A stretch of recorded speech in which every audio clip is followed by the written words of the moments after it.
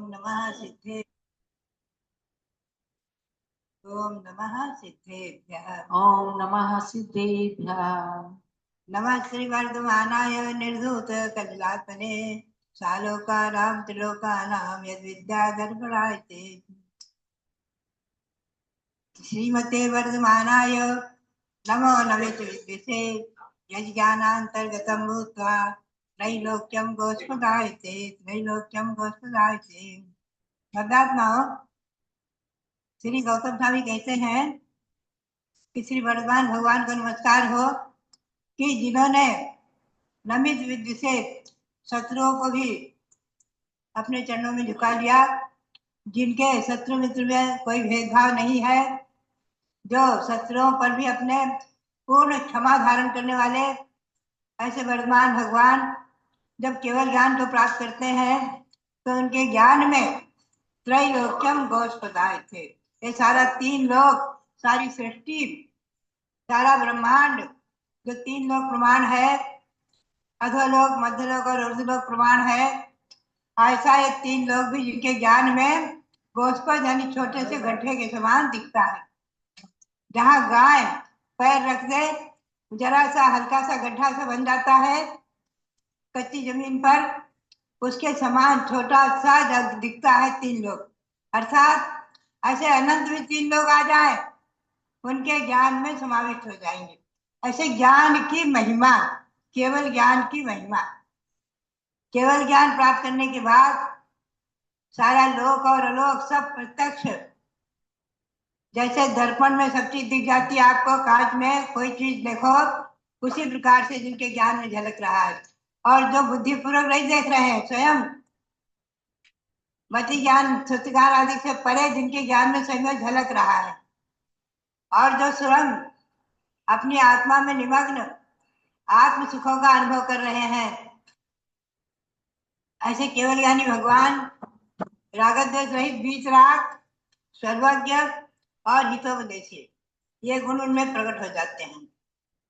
ऐसे भगवान महावीर स्वामी की वाणी में तीन लोक का जो वर्णन आया है, संक्षेप में श्री कुंद देव ने अपने मूलाचार आदि ग्रंथों में भी लिया है, और त्रिलोक आदि ग्रंथों में, त्रिलोक साध आदि ग्रंथों में विस्तार से वर्णन है। तो भव्यात्माओं, यह हमेशा ध्यान में रखो कि जो संक्षेप में मैंने अधोलोक के बारे में चर्चा की थी कि वहां निगोद, नित्य निगोद, जहां से सब जीव निकलते हैं, और 7 नरक, और इनके ऊपर 2 भागों में भवनवासी और व्यंतर देवों के भवन है, जिनमें 7,72,00,000 जिन मंदिर भवनवासी देवों के भवनों में तो है ही है, व्यंतर देवों के भवनों में असंख्यातों जिन मंदिर है। अधोलोक के जिन मंदिरों की वंदना करते हुए हम सब वंदना करते हैं, और मध्यलोक में 13 दीप तक तो असंख्यातों सूर्य चंद्र आदि ये जो है असंख्यात न होकर 13 दीप तक 458 अकृत्रिम जिन मंदिर है, और ऊर्ध्वलोक में 84,97,023 अकृत्रिम जिन मंदिर है। उन सबकी वंदना कर लेते हैं परोक्ष में, और वंदना करके पुण्य का संचय करते हैं। तो ये सब यहाँ 3 लोक में दिखाया नहीं जा सकता है। इतना वैभव, इतने मंदिर और इतने जगह के भवन दिखाए नहीं जा सकते हैं। वहां तो एक एक मंदिर रख दिए हैं, हसनापुर में भी, यहाँ भी एक एक मंदिर कर दिए हैं। तो भव्यात्माओं, बात यही है कि ऊर्ध्वलोक में 16 सर्ग जो युगल युगल 2-2 है, सौधर, मीशान, सारस्वत, महेंद्र आदि, हमेशा ध्यान में रखें। स्वर्ग को प्राप्त करने वाले नियम से मनुष्य अथवा पंचेंद्रिय तिर्यंश ये भी प्राप्त कर सकते हैं। और इसके आगे आज हम आपको ले चले थोड़ा कि 16 सर्ग के बारे में तो हमने चर्चा की थी नवग्रहवेक में। 16 सर्ग से ऊपर नवग्रहवेक है, उनके नाम है, आप उनके नाम देखेंगे यहाँ लिखे रहते हैं। सुदर्शन, अमोघ, सुप्रवृद्ध, यशोधर, सुभद्र, सुविशाल, सुमनस, सोमनस और प्रीतिकर, ये उनके सुंदर नाम है, नवग्रह के नाम है। तो तीन नवग्रह में तीन भेद, तीन हिस्से कर दीजिए आप। एक अधस्तन ग्रह, उनमें 111 दिन मंदिर है, 111 विमान है। तीन नवग्रह में सुदर्शन, अमोघ और सुप्रवृद्ध, इनमें तीन 111 विमान है, सब में जिन मंदिर है। और तीन मध्यम जो ग्रह है, यशोधर, सुभद्र और सुविशाल, उनमें 107 विमान है, 107 दिन मंदिर है।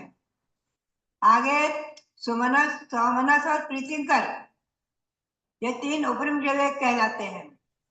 इनमें केवल 91 विमान है और उतने दिन मंदिर हैं। कुल मिलाकर के 111, 107 और 91 ऐसे विमान हो गए इन नवग्रहों में, और उनमें सब में जिन मंदिर है, ये विशेषता है। उन जिन मंदिरों की हम वंदना कर लेते हैं परोक्ष में। आप हमेशा ध्यान में रखें, प्रत्यक्ष की वंदना तो फलती ही है, परोक्ष की वंदना भी प्राप्त कराती है अनंत गुणा पुण्य को, खूब पुण्य को प्राप्त कराती है। परोक्ष की वंदना व्यर्थ नहीं है। कोई कह देते हैं कि परोक्ष की वंदना में भी महान पुण्य का संचय हो जाता है। तो ये 4 नवग्रह के मैंने नाम आपको बताए। बात ही नवग्रह में कौन जाते हैं, यह हमें और आपका समझना है। ये नियम है कि नवग्रह में इंद्राणी नहीं है, कोई भेद नहीं, सब इंद्र है। 16 सर्ग तक इंद्राणियों के भेद हैं, और 16 सर्ग तक क्या भेद है आप देखेंगे तो भेद जो है इंद्र, सामानिक, पार्षद, आत्मरक्षादिक, सब 10 प्रकार के भेद हैं। और वहां हमेशा ध्यान रखें तिर्यंत नहीं है। जो सौधर्म सर्ग से इंद्र सौधर्म इंद्र ऐरावत हाथी पर बैठकर आता है ना भगवान के जन्म के लालच को मनाने के लिए, ये तो आप देखते हैं। तो वो ऐरावत हाथी एक आदियों की जाति का देव सौधर्म इंद्र आज्ञा से बनता है, समझे। देव ऐरावत हाथी का रूप लेता है। देव विक्रा से चाहे तो बना सकते हैं। तो ऐरावत हाथी का रूप, वहां कोई तिरंग नहीं है स्वर्ग में, ध्यान रखो, पशु पक्षी नहीं है। तो वो जो है विमान बना लिया, ऐरावत हाथी का रूप बना लिया, उसके ऊपर बैठ करके आते हैं। और उसको तो पुण्य मिलता ही होगा, लेकिन कोई कोई तिर्यंक बहुत दुख का अनुभव करते हैं। अरे मैं भी देव, ये भी देव, और ये मुझे वाहन बना रहे हैं, मुझे पशु बना रहे हैं, तिरंज बना रहे हैं, जिनकी आज्ञा से हमें बनना पड़ रहा है, आज्ञा पालन करनी पड़ रही है। तो कोई ज्यादा संकलेश करते हैं तो सौधर्म और ईशान सर्ग के जो मरकर एक इंद्री तक हो जाते हैं। आश्चर्य करो, पृथ्वी कायिक, जल कायिक और वनस्पति कायिक हो जाते हैं केवल संकलेश परिणाम से। तो भव्यात्माओं बात यही है कि अंत समय अगर समाधि अच्छी हो जाती है तो नियम से उच्च गति होती है। महामंत्र सुनते सुनते कुत्ते ने प्राण छोड़ा, कुत्ते के प्राण निकले, नमोकार मंत्र जीवन दत्त स्वामी सुना रहे थे तो मरकर यक्षेंद्र हो गया, देवगति को प्राप्त हो गया। ग्वाला नमोकार मंत्र का स्मरण करते हुए प्राण छोड़ा, आगे सेठ सुदर्शन हो गए और उसी वो से मोक्ष चले गए। सेठ सुदर्शन, उनकी कथा प्रसिद्ध है। तो भव्यात्मा बात यही है कि ये स्वर्ग तक तो तिर्यंतियों का भी, 25 तिर्यंतियों का जाना 16 सर्ग तक संभव है। जो अनुवृत्ति बन जाते हैं, समदृष्टि बन जाते हैं, गुरुओं के आशीर्वाद से, उपदेश आदि से, जाति स्मरण आदि से, वो तो स्वर्ग को प्राप्त कर लेते हैं। लेकिन आगे नवक ग्रहवेग में, जिनके अभी हमने नाम बताए आपको, इन नवक ग्रहवेग में नियम से दिगंबर मुनि ही जाते हैं, ये नियम है। श्रावक नहीं जा सकते, महिलाएं आरिकाएं नहीं जा सकती। 16 सर्ग के ऊपर ना आरिकाएं जा सकती हैं, ना उत्कृष्ट श्रावक जा सकते हैं, ना अलग से लोग जा सकते हैं। एक बात ध्यान में रखना, कोई कोई आरिकाओं के 11 प्रतिमा मान लेते हैं, उन्हें अलग के समान मान लेते हैं। ध्यान रखो, आगम के परिप्रेक्ष्य में इस पर हम फिर कभी खुलासा करेंगे। आगम के परिप्रेक्ष्य में आरिकाओं के महाव्रत माने हैं, उन्हें संयंत्रिका कहा है, 28 मूल गुण माने हैं, और इसकी चर्चा बहुत हो चुकी है पहले भी, आगे भी हम करेंगे।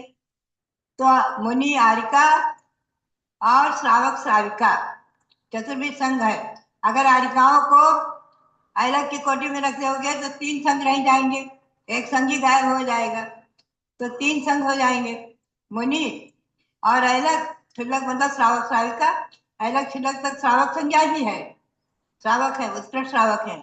अलग भी उत्कृष्ट श्रावक है, क्षुल्लक भी उत्कृष्ट श्रावक है, हमेशा ध्यान में रखो।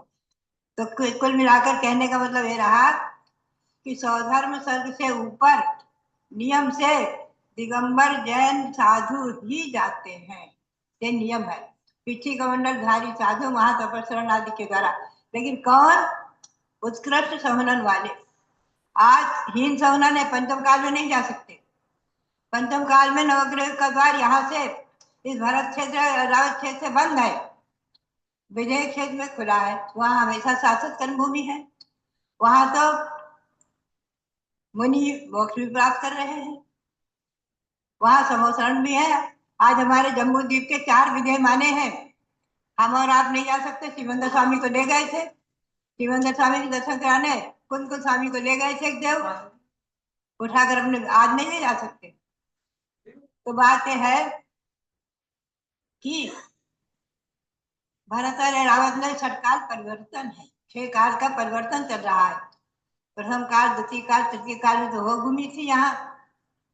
चौथे काल में भगवान सब जब युग की आदि में हुए हैं, भले ही तृतीय के अंत में ही हुए, लेकिन वो कर्म भूमि कहलाएंगे। और चौथे काल के अंत तक जन्म देने वाले पंचम काल के प्रारंभ में भी मोक्ष गए हैं, लेकिन पंचम काल में जन्म लेकर मोक्ष नहीं जा सकते, क्योंकि हीन संहनन है, इसलिए नहीं जा सकते। तो कुल मिलाकर आरिकाएं, क्षुल्लक, ऐलक आदि, अणुवृत्ति, तिर्यंत आदि अधिकतम 16वें स्वर्ग तक ही जा सकते हैं, इसके आगे नहीं जा सकते। तो कुल मिलाकर नवग्रह में अहमिंद्र है, अहमिंद्र सभी। वहां न तो देवियां हैं, न किसी प्रकार से उनमें भेदभाव है कि ये इंद्र है, सामानिक है, पार्षद है, कुछ भेद नहीं, सब अहमिंद्र है। लेकिन ये नियम है, दिगंबर मुद्रा से ही जाएंगे। लेकिन एक बात विशेष आपको समझने की है। आज मैं आपको एक गाथा सुनाऊं। जा उवरु गेजम उहादो अभवियान उक्कसो उक्कट्ठेन कवेनियम उक्कट्ठेन तमेन दु नियमा निगंथ निज्ञेन। कोई अभाव्य भी जीव है जो कभी भी मोक्ष नहीं जाएगा, जिसके पहला गुण स्थान मिथ्यात्व ही रहता है, भाव में, ऊपर में उसकी चर्या निर्दोष है, दिगंबर मुनि है, निर्दोष चर्या है, 28 मूल गुण पालन कर रहा है। एक बार करपात रहा, नग्न मुद्रा, पिछी कमंडलू और पद विहार, सारी चर्या 28 मूल गुणों का पालन कर रहा है। हम और आप नहीं समझ सकते, हम और आप निर्णय नहीं कर सकते। सर्वज्ञ भगवान के सिवाय कोई निर्णय नहीं कर सकता कि ये अभव्य है कि भव्य है, ये मिथ्या दृष्टि है कि सम्यक दृष्टि है, ये भावलिंगी है कि द्रव्यलिंगी है। कोई कोई मुनि अपने को भावलिंगी कहते हैं, तो आचार्य को कहना है कि जितने दिगंबर सब द्रव्यलिंगी है, हम और आप नहीं समझ सकते। आज भी जितने दिगंबर मुनि है, आचार्य सांसार महाराज से लेकर जितने भी हुए, वर्तमान में प्रसिद्धि को प्राप्त, चाहे आचार्य सांसार महाराज हुए, चाहे आचार्य राजस्थान हुए, चाहे आचार्य छाणी वाले सांसार हुए, विद्यासागर जी हुए, विद्यानंद महाराज हुए आदि, ये जितने भी मुनि हैं आज, सप्तम पट्टाचार्य अनेकांत सागर है, पंचम पट्टाचार्य वर्धमान सागर आदि है, ये सब कोई नहीं कह सकता कि ये द्रव्यलिंगी है, कोई नहीं कह सकता। हम और आप भावलिंगी द्रव्यलिंगी की परीक्षा नहीं कर सकते, बहुत सूक्ष्म विषय है। तो नवग्रह तक जाने वाले अभव्य भी मुनि अभव्य है, कभी भी जो मोक्ष नहीं प्राप्त करेंगे वो अभव्य कहलाते हैं। ध्यान रखो, भव्य नियम से मोक्ष प्राप्त करेंगे कभी न कभी, अभव्य मोक्ष प्राप्त नहीं कर सकते। उनका पहला गुण स्थान ही रहेगा, मिथ्या दृष्टि ही रहेगी अभव्य, ये नियम है भावों से। और ऊपर से द्रव्य से महामुनि है, आप उनका परिधान करके आहार देंगे, किया है। चतुर्थ काल में भी हुए हैं अभव्य, चतुर्थ काल में भी अभव्य हुए हैं, और वह निर्ग्रंथ दिगंबर चर्या उसका पालन करते हुए नवग्रह तक गए हैं चतुर्थ। और चौथे काल में यही कहा है कि निर्ग्रंथ लिंग से ही ग्रेवेग में जाते हैं, ये नियम है, निर्ग्रंथ मुद्रा से ही। आज भी अन्य संप्रदाय में भी नग्न साधु है, परमहंस कहलाते हैं, बहुत कठोर तपस्या करते हैं।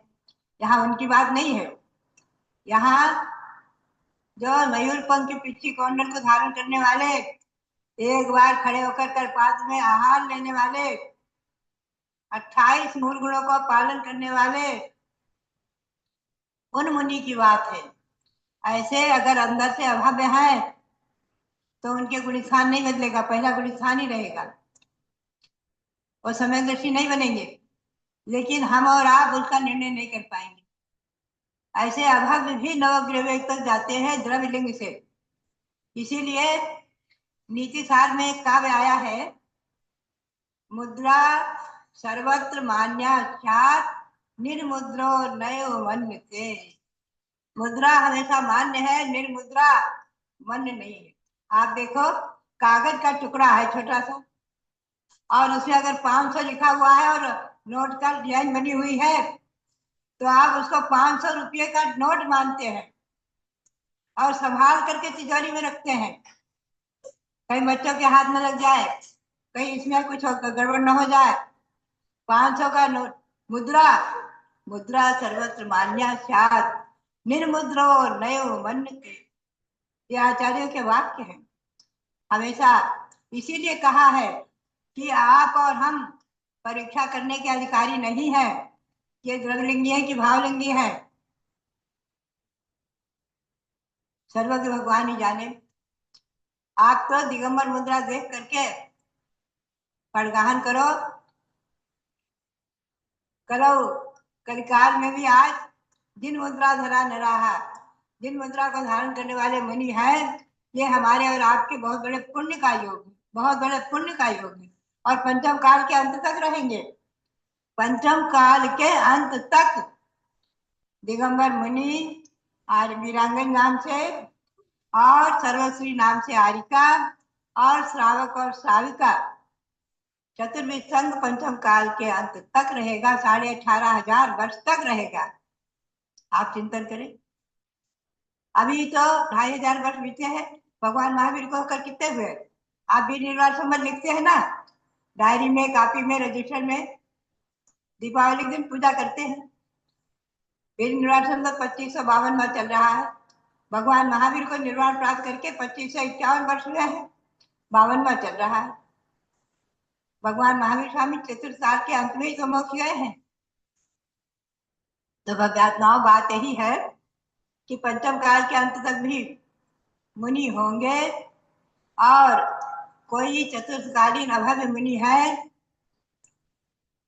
जो कि अभव्य है, भव्य नहीं है, वो भी नवग्रह जा सकते हैं। और भव्य तो जाते ही जाते हैं, भव्य तो असंख्यातों भव्य जीव चतुर्थ काल में नवग्रह गए होंगे, असंख्यातों गए होंगे। अरे आप चिंतन करें, भगवान ऋषभ की परंपरा में कहा है कि 14 लाख राजाओं तक मुनि की परंपरा, उसी भाव से मोक्ष प्राप्त करने की परंपरा 14 लाख राजाओं तक रही है भगवान ऋषभदेव के वंश में। भगवान ऋषभदेव के पुत्र भरत प्रथम पुत्र मुनि बनकर के मोक्ष गए, उनके पुत्र अर्ककीर्ति मुनि बनकर मोक्ष गए, उनके पुत्र राज्य शासन करके मुनि बनकर मोक्ष गए। ऐसे उन्हीं के पुत्र आगे परंपरा इस इक्ष्वाकु वंश से भगवान ऋषभदेव के वंश में 14 लाख राजाओं तक अविच्छिन्न परंपरा चली है। अपने अपने पुत्र को राज्य देना, दीक्षा लेना, मोक्ष प्राप्त करना। आप चिंतन करें, ऐसे ही 700 जन्मभूमि अयोध्या पवित्र है, कितनी पावन है। जहां हम और आप अभी बैठे हैं, ये अयोध्या कितनी पवित्र है। और आगे भी जो है मोक्ष परंपरा उनके खानदान में चलती रही। ये नियम है कि शंकर भगवंतों की खानदान परंपरा कभी नष्ट नहीं होगी, कभी नष्ट नहीं होगी, अविच्छिन्न चलेगी। जब तक हम और आप उन्हीं के वंशज हैं। कौन निर्णय कर सकता? उन्हीं के पुत्र पौत्र की परंपरा में चक्रवर्ती के 96,000 रानियां थी। श्री राम के जैन रामायण के अनुसार 8,000। बात यही है कि बलभद्र के 8,000 बताया है, नारायण के 16,000 बताया। ये सब अपने जैन ग्रंथों का प्रमाण है। तो कुल मिलाकर के नवग्रह तक दिगंबर मुनि ही जाएंगे। नियम है नवग्रह तक अभव्य जीव भी जा सकते हैं, इसके ऊपर नहीं जा सकते। इसके ऊपर समय दृष्टि, भावलिंगी और द्विचर्मा आदि जिनका नियम से निकट है मुक्त मोक्ष जाना, वही जाएंगे। तो व्यास आज हमने नवग्रह की चर्चा की है कि नवग्रह तक मुनि जा सकते हैं, लेकिन पंचम काल के नहीं। पंचम काल तक अधिकतम 3 सवनन से 16 सर तक खुला है। आज जाने की बात नहीं है, चतुर्थकालीन बात है। लेकिन अभावी जीव भी निर्गंध मुद्रा से नवग्रह में अहमिंद्र बन सकते हैं और वहां से आकर पुनः संसार परिभ्रमण करते रहेंगे। और भव्य जीव तो जाएंगे, भव्य जीव तो जाते ही हैं, भव्य जीव तो जाते ही हैं। जो निर्गंध दिगंबर तपस्या आदि करते हैं, वो तो उत्कृष्टति को प्राप्त करेंगे ही करेंगे। श्री कुंद स्वामी ने कहा है, अजबी किरण शुद्धा अप्पाधाये विलहे नृत्यम लोयंती देवत्तम तथ्य चुदा निवृत्ति गंती। कुछ श्री कुंद स्वामी के वाक्य हैं पाहुर ग्रंथ के, कि आज भी रत्नात्रय से शुद्ध महासाधु हैं और निर्गंध दिगंबर मुद्रा को धारण करने वाले साधु हैं। वो लोकांतिक पद को भी प्राप्त कर सकते हैं, इंद्र भी बन सकते हैं, वहां से आकर के मनुष्य भाव प्राप्त करके मोक्ष प्राप्त कर सकते हैं। आज भी पंचम काल में उन्होंने कह दिया कि भरहे दुस्सम काले धम्म ज्ञानम हवे साहुस तम आप सहा उठिदे न मन सोवी अन्नानी। आज भी पंचम काल में, इस दुष्म काल में भी भावलिंगी मुनि है। और जो नहीं मानते हैं, भावलिंगी मुनि है जो लोकांतिक पद को, इंद्र पद को भी प्राप्त कर सकते हैं। और जो नहीं मानते हैं वो अज्ञानी मिथ्या दृष्टि। कुंद स्वामी ने कह दिया। तो इसलिए ध्यान में रखो कि आज भी मुनि है, भावलिंगी है और भव्य है और मोक्ष प्राप्त करने के पात्र है, अधिकारी है। आगे जब खुलेगा मार्ग तब जाएंगे, क्या विधेय क्षेत्र से जाएंगे। लेकिन अभाव में भी नवग्रह तक जा सकते हैं, लेकिन जिन मुद्रा से, मुद्रा का इतना महत्व है, हमेशा ध्यान रखें। निर्गंध मुद्रा सदैव पूज्य है, मुद्रा सर्वत्र मान्या सदैव पूज्य है, निर्गंध मुद्रा सदैव पूज्य है।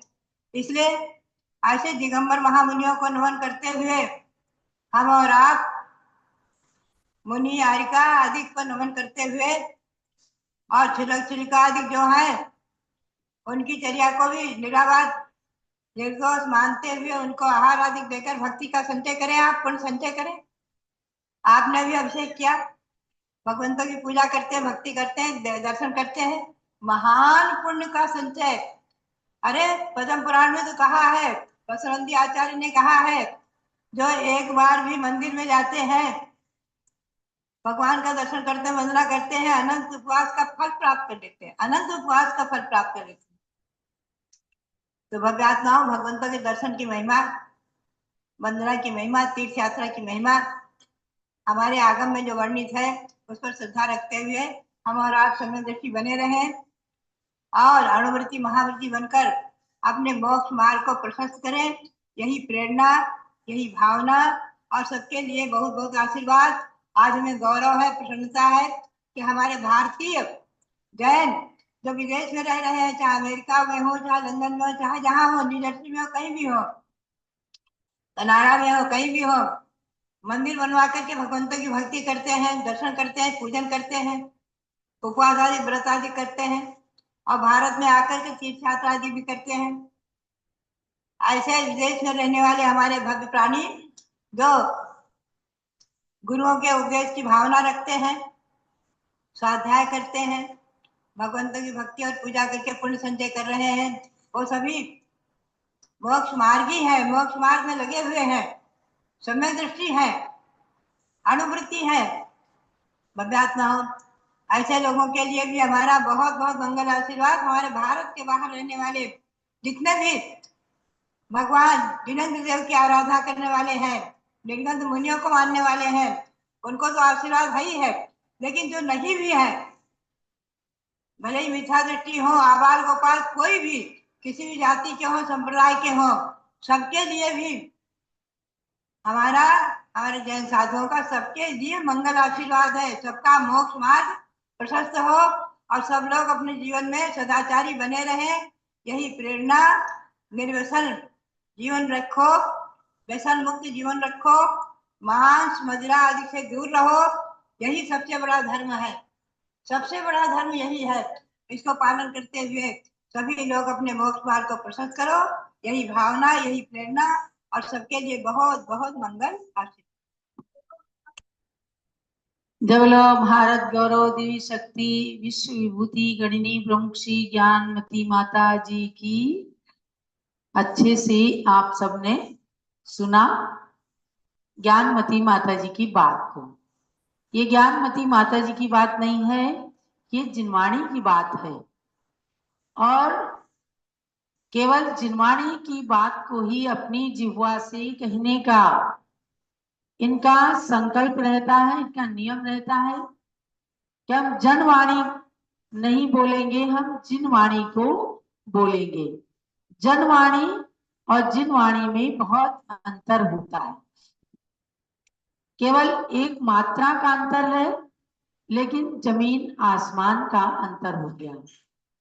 जनवाणी को सुनते सुनते, बोलते बोलते अनादिकाल निकल गया और जिनवाणी बड़े पुण्य से आज हमें इस मनुष्य भाव में गुरुओं के द्वारा प्राप्त होती है और उन गुरुओं में सबसे ज्येष्ठ दीक्षा को प्राप्त श्रेष्ठ साध्वी के मुख से आपका जिनवाणी का सुनना मतलब साक्षात सरस्वती माता से बातचीत करना।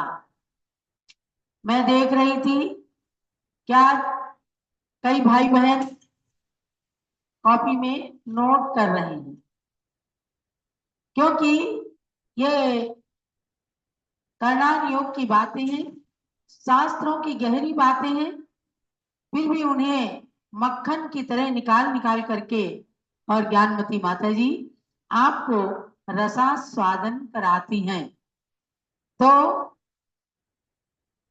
आप लोग अगर चाहते हैं कि हम आपसे कुछ प्रश्न पूछें, ज्ञान का आदान प्रदान हो, तो जरा हैंड रेज कीजिएगा, उसके बाद ही हम आपसे प्रश्न पूछेंगे और कुछ एग्जाम हो जाएगा, आपको भी हमें भी पता लगेगा कि आप कितने ज्ञान को गहराई से ग्रहण करना चाहते हैं। अगर आप चाहते हैं तो हैंड रेज करें, तो मैं प्रश्न पूछना प्रारंभ करूंगी। लगता है लोग सोने के मूड में है, क्यों जी ओम प्रकाश? नहीं तो पूछती हूँ है। चलिए देखो, माता जी के प्रवचन का सार तो क्या है कि हम हमेशा उच्च गति और ऊर्ध्व लोक में जाने की भावना रखें। एक सूक्ति है, नहीं अधोधा प्रपश्यन्ति नित्यम ऊर्ध्वम यासवा, अर्थात जिनको ऊपर जाने की इच्छा है, जो बड़े बनना चाहते हैं, चाहे आत्मा के गुणों से और चाहे धन से, चाहे मन से, तो वो नीचे की ओर नहीं देखे, वो ऊपर की ओर ही देखते हैं। और गुणों को ही ग्रहण करने वाले महापुरुष होते हैं। तो नीचे की ओर ना देखकर हमें नरक और तिर्यंच गति में नहीं जाना है। हम मनुष्य हैं, हमें मनुष्य से देव गति और मोक्ष को प्राप्त करना है। एक छोटा सा गीत, उसके बाद में हम प्रश्न की ओर चलेंगे। चारों गतियों के दुख से अब मुक्ति पाना है, चारों गतियों के दुख से अब मुक्ति पाना है, नहीं व्यसनों में फंसकर नरकों में जाना है, नहीं व्यसनों में फंसकर नरकों में जाना है, चारों गतियों के दुख से अब मुक्ति पाना है ना? चारों गतियों के दुख से अब मोक्ष पाना है। देखो युधिष्ठिर ने भी द्यूत क्रीड़ा यदि करी, युधिष्ठिर ने जुआ खेला था कौरवों के साथ। वे पांडव थे, वे धर्मराज थे, लेकिन कौरवों के छल प्रपंच में पड़ करके थोड़ी सी देर के लिए भी यदि युधिष्ठिर ने द्यूत क्रीड़ा की, जुआ खेल लिया, तो उनकी क्या अपकीर्ति हो गई। देखो युधिष्ठिर ने भी द्यूत क्रीड़ा यदि करी, खोया समूचा राज्य अपकीर्ति मिली, न दुर्योधन की बातों में हमको आना है, न दुर्योधन की बातों में हमको आना है, नहीं व्यसनों में फंसकर नरकों में जाना है, चारों गतियों के दुख से अब मुक्ति पाना है।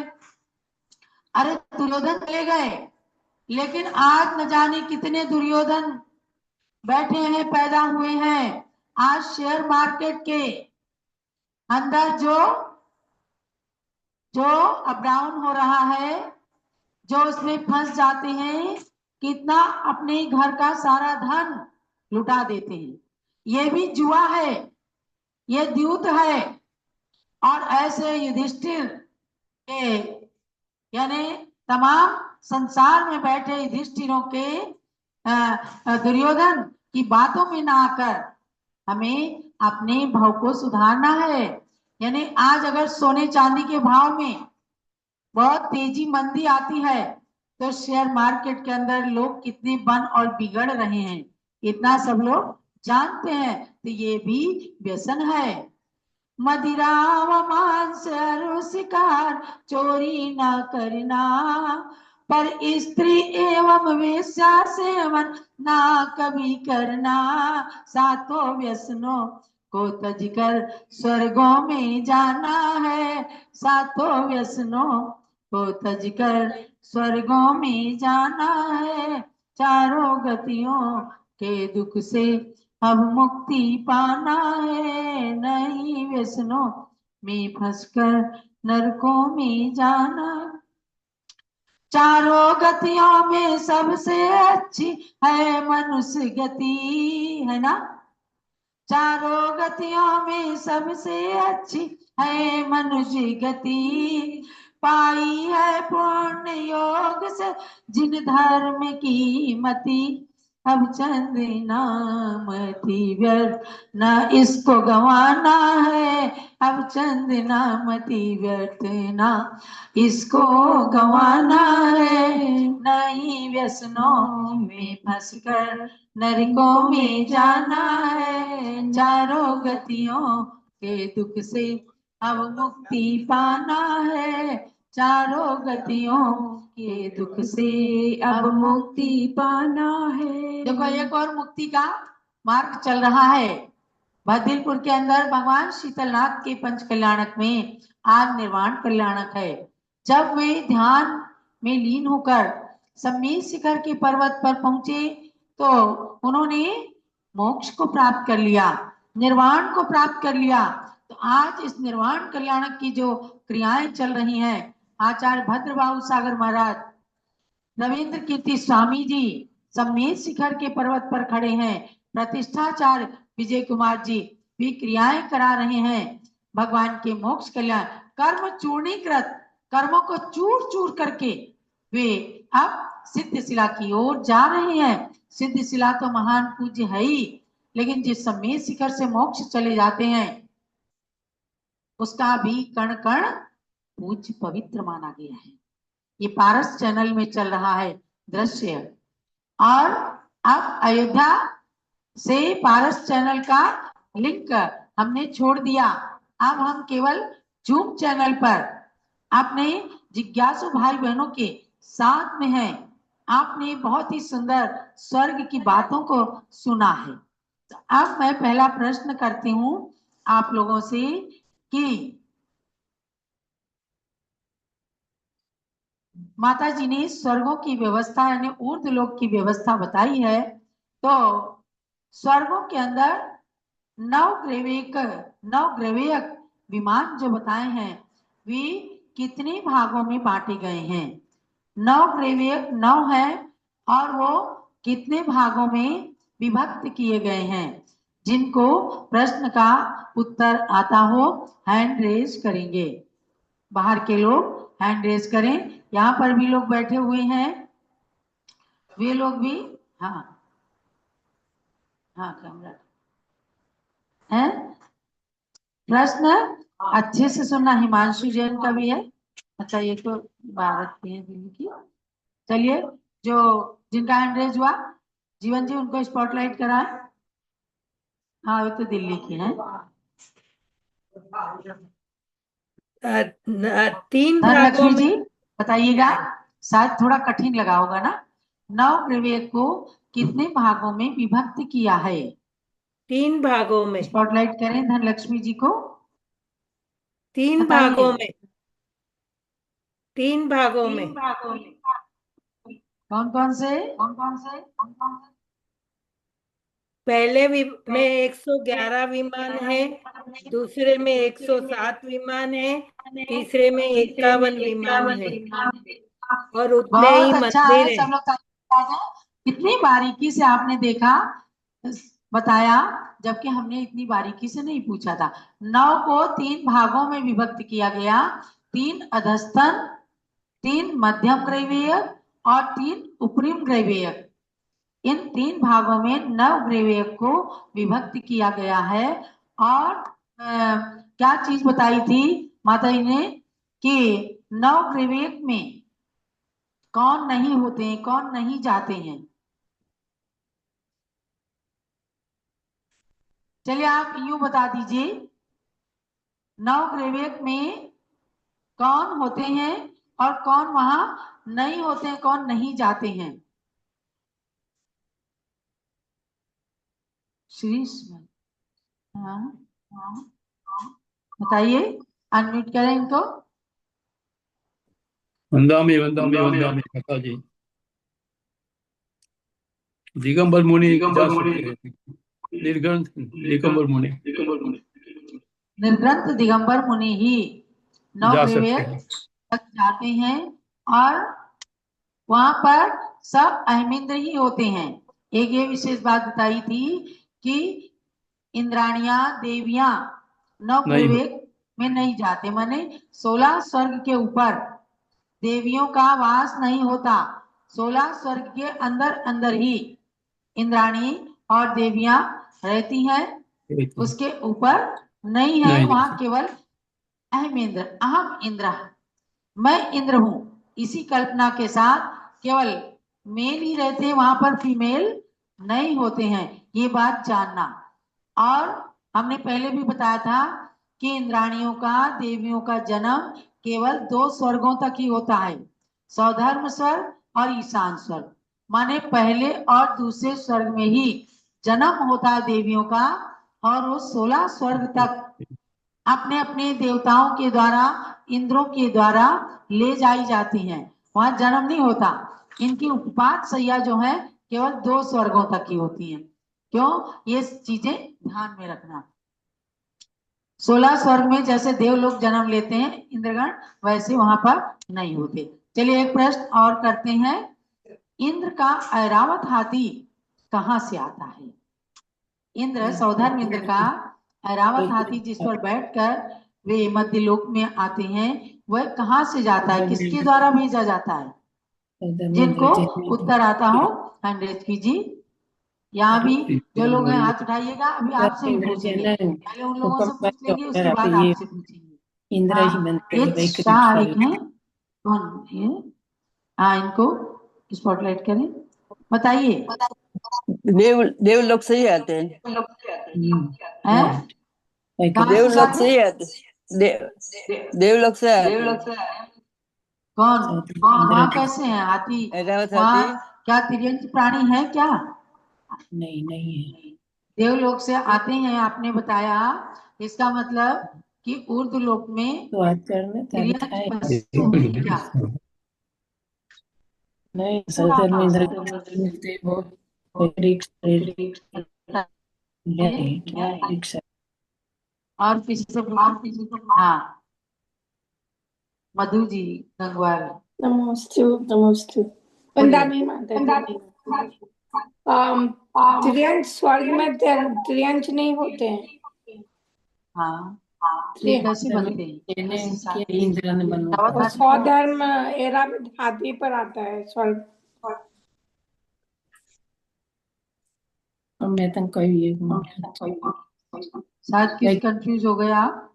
ये सौधर्म तो इंद्र निश्चित है कि वहां स्वर्ग पर में तिर्यंत प्राणी स्वर्ग नहीं में होते। त्रियंश नहीं होते हैं। कैसे हाथी कहाँ से आता है, ये बात बताइएगा। अपन हम लोग अपन सौधर्म इंद्र जिसको वो बोलते वो हाँ बताइए, चलिए। स्वर्ग से आता है ऐरावत हाथी पर सौधर्म में। कहाँ से आई आप? देव ही बनते हैं सर। इंदौर से आए, आपका नाम क्या? इंद्र ज्योति जैन इंदौर से यहाँ अयोध्या में आई हुई है। ये बता रही हैं कि स्वर्गों में पशु नहीं होते हैं, आवियों की जाति के देवता ही विक्रिया से हाथी का रूप बनाते हैं। जैसे ही सौधर्म इंद्र आदेश देता है आपको हाथी बनना है और मुझे लेकर के मध्य लोक में चलना है, तो आवियों की जाति के देवता हाथी का रूप बनाते हैं, ऐरावत हाथी बन जाते हैं और उस पर बैठ करके सौधर्म इंद्र आते हैं। तालियां बजा दीजिए ज्योति जी के लिए, बहुत बहुत मंगल आशीर्वाद है। आप सब लोग भी जान लीजिए और इसको लिख लीजिए कि स्वर्गों में कोई तिर्यंत प्राणी नहीं होते।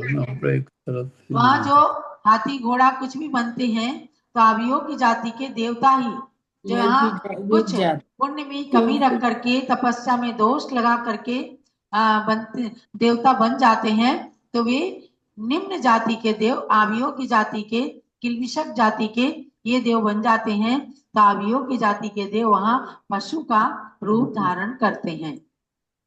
तो माई का जीवन जी के पास में जा रहा है। केवल एक प्रश्न और करती हूँ, पंचम काल का मानव, आज पंचम काल चल रहा है, पंचम काल का मानव कौन से स्वर्ग तक जा सकता है, जन्म ले सकता है, किस स्वर्ग तक जाकर वहां जन्म ले सकते हैं पंचम काल के मानव?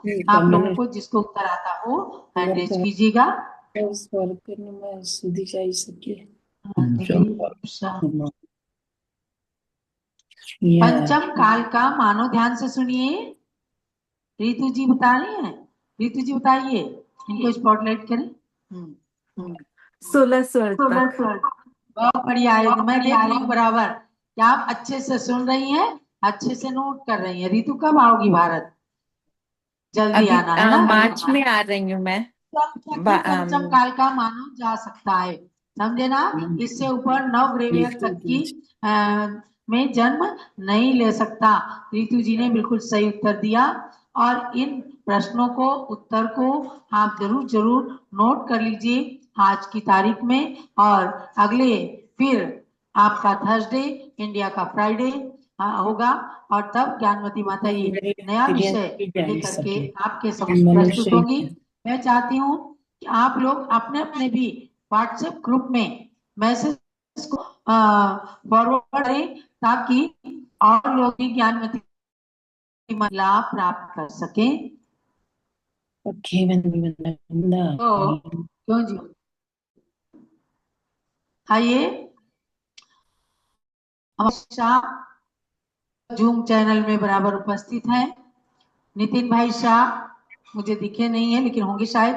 और बहुत सारे लोग, सुधांशु जी, रितु जी, सब लोग उपस्थित हैं हर सप्ताह की तरह से और ज्ञान को प्राप्त कर रहे हैं। अखिल भारतवर्षीय दिगंबर जैन युवा परिषद की ओर से कार्यक्रम जो किया गया है प्रति सप्ताह का, सराहनीय है। ज्ञान प्राप्ति के लिए आप लोग और भी अधिक प्रयास कीजिए। बहुत बहुत सबके लिए मंगल आशीर्वाद।